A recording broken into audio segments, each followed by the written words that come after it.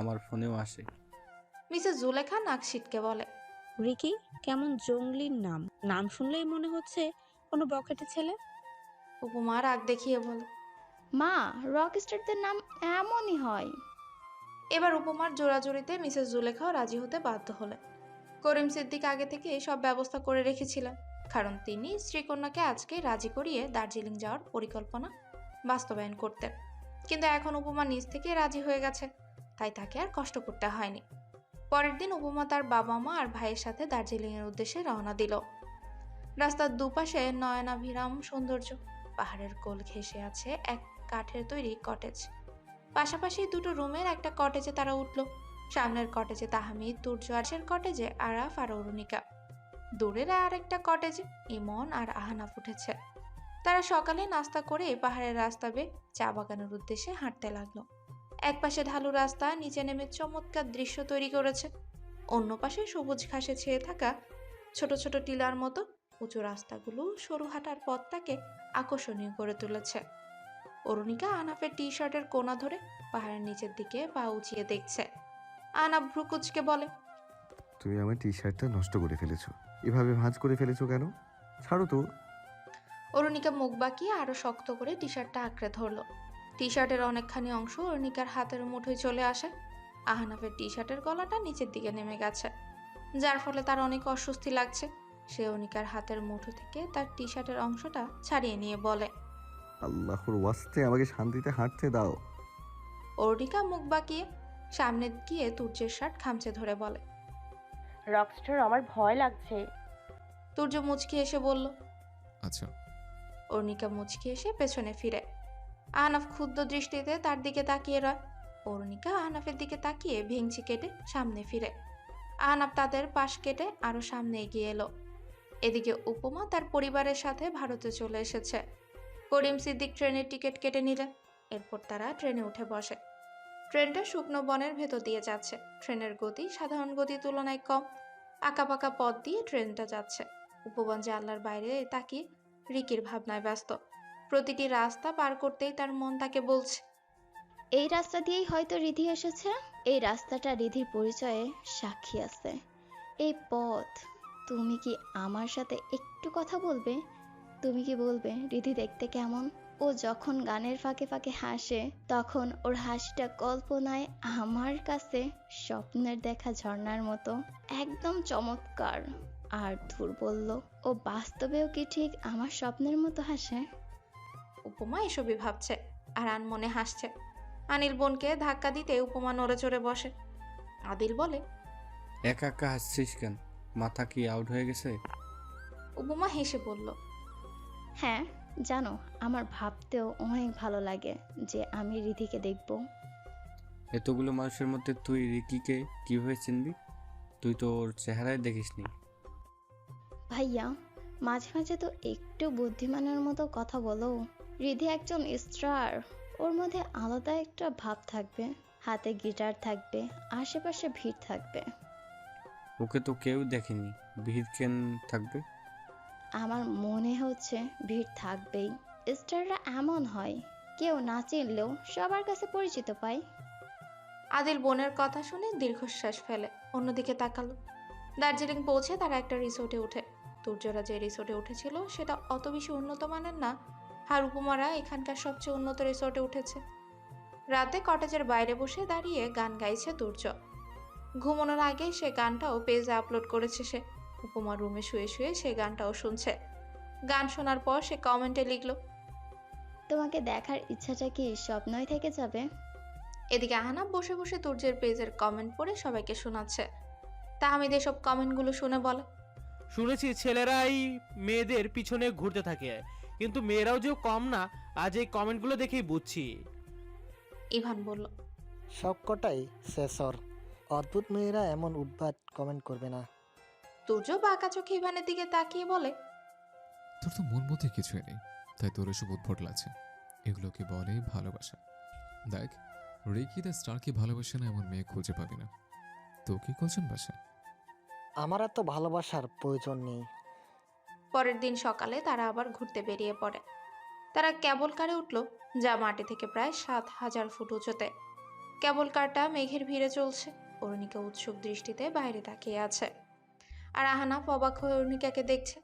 তার চাহনি দেখে আরাফ তাকে হালকা ধাক্কা দিতে সে নিজেকে স্বাভাবিক করে নেয়।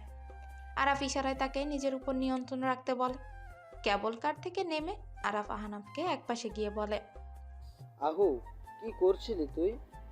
আহনাফ আমতা আমতা করে বলে, কি করছিলাম আমি? তোর ছোট মুখ দেখে সব বোঝা যাচ্ছে। ওরু থেকে একটু দূরত্ব রাখার চেষ্টা কর। কেন দূরত্ব রাখবো? তুই তো জানিস। আরাফ আহনাফকে থামিয়ে দিয়ে বলে, ওর প্রেম করার বয়স হয়নি, ও এখন সব বোঝে। দেখিস না এমন আর মাউসিয়াতকে একসাথে দেখলে কিভাবে হাসে। আর শতাব্দীও বাসায় আসলে ও তাহমিদকে শতাব্দীর সাথে ব্যস্ত রাখার ফন্দি আটে। এখন ওটা বুঝলে তুই ঘরে থাকতে পারবি? ঘরে থাকতে পারবো না কেন? স্বাভাবিক লাগলে দেখতে, বুঝিস না কেন এসব? তো তুই কি বলতে চাচ্ছিস? আমি ওকে ভুলে যাব? না আহনাব, আগে ওর 18 হোক, এরপর আমি তোদের বিয়ে দিয়ে দেব। এখন বাকিরাও এসব জানে না। ইভান হয়তো একটু আধটু বোঝে, কিন্তু ও নিজেও এটা নিয়ে কথা ওঠাচ্ছে না। কেন বুঝতে পারছিস না? কেন? দেখ, এখন ইমন আর মাউসিয়াত একটা সম্পর্কে আছে, কিন্তু তারা আলাদা বাসায় থাকছে। তাই বিষয়টা দেখতে এতটা খারাপ লাগছে না। আর তুই এখন আগাতে চাইলে এক ঘরে থাকলে সুন্দর দেখাবে না। সারাদিন তখন একসাথে সময় কাটাবে। তখন কোনো কিছুর উপর নিয়ন্ত্রণ হারালে এসব আমরা নিতে পারবো না। ও আগে বড় হোক, এরপর একেবারে বিয়েই হবে। এর আগে কিচ্ছুই না। আহনাফ ক্ষীণ কণ্ঠে বলে। ও তো আমাকে পছন্দ করে না। আরাফ এবার জোর গলায় বলল, ওর এখন এসবের বয়স হয়নি। 12 বছরের মেয়ের সাথে কি প্রেম করবি তুই? মাথা ঠিক আছে তোর? আরাফের ধমক খেয়ে আহনাফ চুপ হয়ে গেল। বাকি সময়টা সে অরুণিকার আশেপাশেও যায়নি, দূর থেকে তাকে দেখেছে। এবার তারা চূর্ণ সামার ফল পার্কে টিকিট কেটে ঢুকলো। তারা ঢোকার একটু পরই আদিল 4টা টিকিট কাটলো। করিম সিদ্দিক তার স্ত্রী জুলেখার হাত ধরে একপাশে হাঁটছে।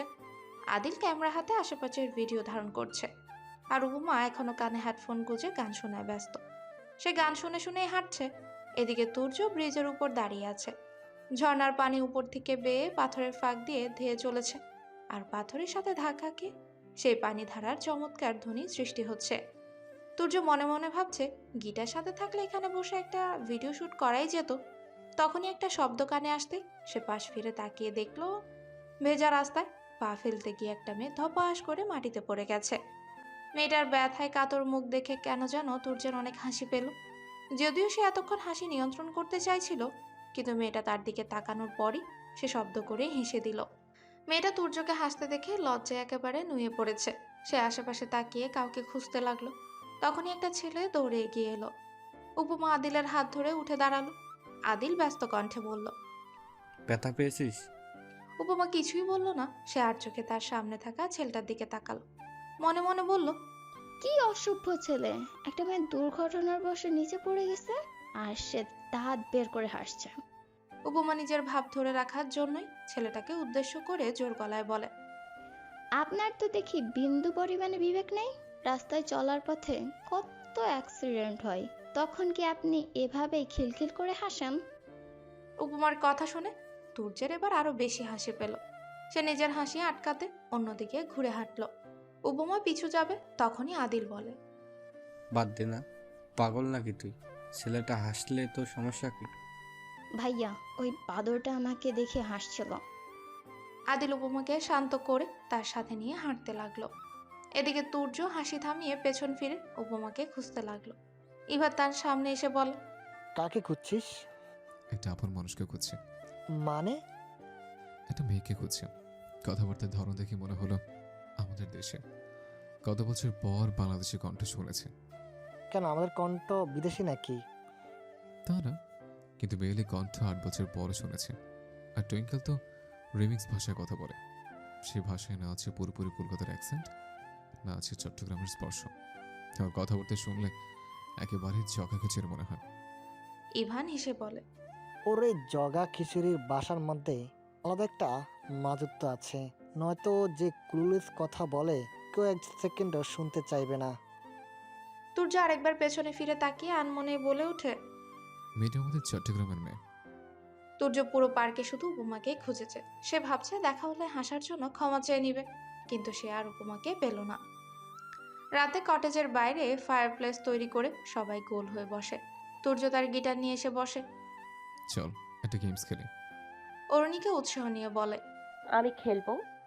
আচ্ছা, কিন্তু টুইঙ্কেল, গেমসটা তোমার জন্য একটু কঠিন হবে। আরাব বলল। সমস্যা নেই, ও যতটুকু পারবে আর কি। আচ্ছা, এখন খেলাটা হচ্ছে আমি যে কোনো 5টা গানের যে কোনো অংশের সুর গিটারে তুলব। সুরগুলো কিন্তু মনে রাখতে হবে। তারপর সেই 5টা গান এক একজনকে দেওয়া হবে, যার ভাগ্যে যে গান পড়বে। আর এরপর তাকে জিজ্ঞেস করবো সেটা কোন গান। যারা পারবে না তাদের আমার ইচ্ছে মতো একটা প্রশ্ন করব। উত্তর দিতে না চাইলে 1 চামচ লবণ খেতে হবে। ইমন অবাক হয়ে বলে। 1 চামচ লবণ, এটা কেমন আজগুবি শর্ত। এই শর্ত মানতে না চাইলে সত্যি কথা বলতে হবে। সঠিক উত্তর দিলে তো ঝামেলা শেষ। ইভান বলল। কিন্তু লবণ কোথায় পাবি? তুর্য তার পাশে থাকা একটা পলিথিন দেখিয়ে বলে। নিয়ে এসেছে। এরপর খেলা শুরু হলো। তুর্য গিটারে সুর তোলার আগে বলে। তাহমিদ সাবধান, না পারলে সব তথ্য ফাঁস হতে পারে। যদিও তুর্য কথা তাহমিদকেই বলল, কিন্তু তার মনোযোগ আহনাফের দিকে। সে মনে মনে ভাবছে, আজ তো আমি কিছু একটা করবো আহনাফ। তোর মাথায় কি চলছে এটা বের করার জন্যই তো এই খেলার আয়োজন করেছে। মোট 6টা গানের ছন্দ তুলে তুর্য বলে। আরফ, দ্বিতীয়টা বল। খুবই পরিচিত গান হয় আরাফ সহজে উত্তর দিয়ে দিল। ইভান আর ইমনও একইভাবে পেরে গেল। এবার তাহমিদকে দিলে সে কোনোভাবে গানটা মনে করতে পারছিল না। তাই এবার তুর্য তাহমিদকে জিজ্ঞেস করলো। এখন যেহেতু পারিস নি, তাহলে আমার প্রশ্নের উত্তর দিতে তুই বাধ্য। তাহমিদ বলল। আচ্ছা ঠিক আছে, দেব। প্রশ্ন হচ্ছে, তুই কি শতাব্দীকে ভালোবাসিস? তাহমিদ হালকা হেসে বলল। আমি জানতাম তোর মাথায় এমন উদ্ভট প্রশ্ন আসবে, তাই আমি প্রস্তুত ছিলাম। আর আমার উত্তর হচ্ছে না, আমি ওকে ভালোবাসি না। ভালোবাসা এত সহজ না যে হুট করে হয়ে যাবে। তাহলে কি পছন্দ করিস? একটাই প্রশ্ন করার সুযোগ ছিল, যার উত্তর দেওয়া শেষ। ঠিক আছে, এখন শতাব্দীকে কথা জানানো উচিত। তাহমিদ খানিকটা চমকে উঠল, পরক্ষণেই বলল। আমার সমস্যা নেই। এবার অরুণিকা আর আহনাফ দুজনেই তুর্যের দেয়া গানের সুরটা ধরতে পারল না। যদিও তুর্য আহনাফকে ইচ্ছে করে কঠিন সুরটাই ধরিয়ে দিয়েছিল, যে গান আহনাফ কখনোই শুনেনি। এদিকে অরুণিকা না পারায় তাকে জিজ্ঞেস করা হলো সে 6 জনের মধ্যে কাকে সবচেয়ে বেশি ভালোবাসে। অরুণিকা উত্তর দিল আরাফ। আর এরপর তুর্য আহনাফকে প্রশ্ন করলো। ছোটবেলায় টুইঙ্কেলকে তুই সহ্য করতে পারতি না, এখন ওর মনোযোগ খোঁজার কারণ কি? আহনাফ আর আরাফ দুজনেই এই প্রশ্নে চমকে উঠল। ইভান তুর্যের দিকে রাগী দৃষ্টিতে তাকালো, কারণ অরুণিকাও সেখানে উপস্থিত আছে, কিন্তু তুর্য তাতে ভ্রুক্ষেপ করলো না। এদিকে ইমন আর তাহমিদও আহনাফের উত্তর শোনার জন্য কৌতূহলী দৃষ্টিতে তার দিকে তাকিয়ে আসে। আহনাফ এবার অরুণিকার দিকে তাকালো, অরুণিকাও তার দিকেই তাকিয়ে আছে। সে হালকা কাশি দিয়ে বলে। ও যখন ছোট ছিল তখন খুব দুষ্ট ছিল, এখন সব কথা শুনে। তুর্য হেসে বলে। আমার প্রশ্নের উত্তর দিয়ে এমন হওয়ার কথা না। তাহলে তোর প্রশ্নের উত্তর হয়তো আমি জানি না। তাহলে 1 চামচ লবণ খেতে পারবে? পারবো। তুর্য এবার অরুণিকাকে বলে। টুইঙ্কেল, তুমি কিন্তু নিজ হাতে খাইয়ে দেবে। অরুণিকা মাথা নেড়ে 1 চামচ লবণ আহনাফের সামনে নিয়ে গেল। আরাফ রাগী কণ্ঠে বলে। তুর্য, মজার ছলে বাড়াবাড়ি করবি না কিন্তু। অতিরিক্ত লবণ খাওয়া স্বাস্থ্যের জন্য ক্ষতিকর। তুর্য বলল। 1 চামচ লবণ খেলে কিছু হবে না। আহনাফ বলল। সমস্যা নেই, আমি খেতে পারবো। অরুণিকা একবার আরাফের দিকে তাকালো। আরাফ তাকে ইশারায় না করলো। অরুণিকা এবার আহনাফের মুখের কাছে চামচ নিয়ে সেটা হালকা বাকিয়ে অর্ধেক লবণ আহনাফের শার্টের উপর ফেলে দিল। চামচে অল্প একটুই লবণ ছিল, সেটাই আহনাফ বুঝে ওঠার আগে তার মুখে ঢুকিয়ে দিল। অরুণিকা আহনাফকে আড়াল করে দাঁড়িয়ে আছে বিদায় বিষয়টা তুর্য খেয়াল করলো না, শুধু আহনাফই বুঝলো। তাও ঘটনা ঘটার সেকেন্ড খানিক পরে সে বিষয়টা পুরোপুরি ঢাকার জন্য দাঁড়িয়ে গেল, যাতে লবণ মাটিতে পড়ে যায়। আর এমন ভান করলো যা দেখে মনে হবে লবণ খেয়ে তার অনেক খারাপ লাগছে। এবার আহনাফ সোজা তার রুমে চলে গেল। অরুণিকাও পিছু পিছু গেল। গিয়ে দেখলো আহনাফ একপাশে বসে আছে। অরুণিকা তার পাশে বসে বলে। দেখেছো আমি তোমাকে কেমন লবণ থেরাপি থেকে বাঁচিয়ে দিয়েছি? আহনাফ অরুণিকার দিকে তাকিয়ে বলে।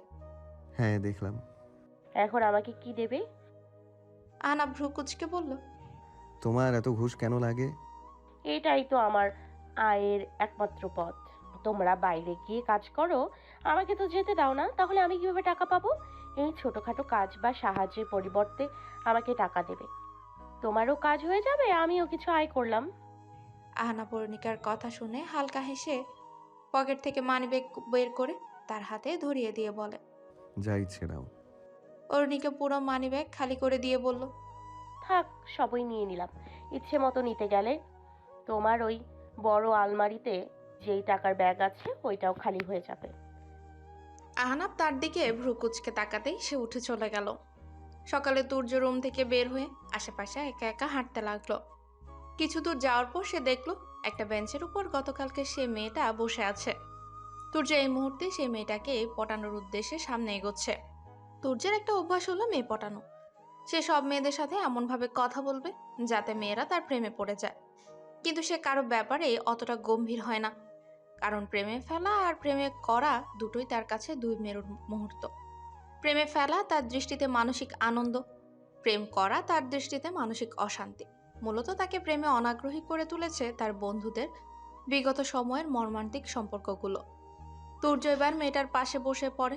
মেয়েটার কান থেকে হেডফোন খুলে তুর্যের দিকে চোখ বড় বড় করে তাকালো। উপমা ভালোভাবে তুর্যকে দেখে বলে, আপনিই তো গতকালের সেই ফাজিল ছেলেটা। তুর্য কোনো উত্তর না দিয়ে উপমার দিকে তাকালো। হঠাৎ উপমা মনে মনে ভাবে, আরে এটা তো ইন্ডিয়া। এই ছেলেটা হয়তো আমার বাংলা ভাষায় বুঝছে না। এবার উপমা ভাঙা ভাঙা কণ্ঠে ইশারায় ছেলেটাকে বলে, মেনে কাল নিচে পাড়া তুম হাসা হুয়া। উপমার কথা শুনে তুর্য হেসে বলে, আমি বাংলা বুঝি। বাই দ্য ওয়ে, আপনার হিন্দি শুদ্ধ হয়নি। উপমা একটু লজ্জা পেয়ে বলে, আমি হিন্দি পারি না, আমি বাংলাদেশ থেকে এসেছি। আমিও পারি না, যদি এখানেই থাকি। উপমা উঠে চলে আসতে যাবে, তখনই তুর্য বলে, আমি চাঁদগাঁও থাকতাম। আপনি চট্টগ্রামের কোথায় থাকেন?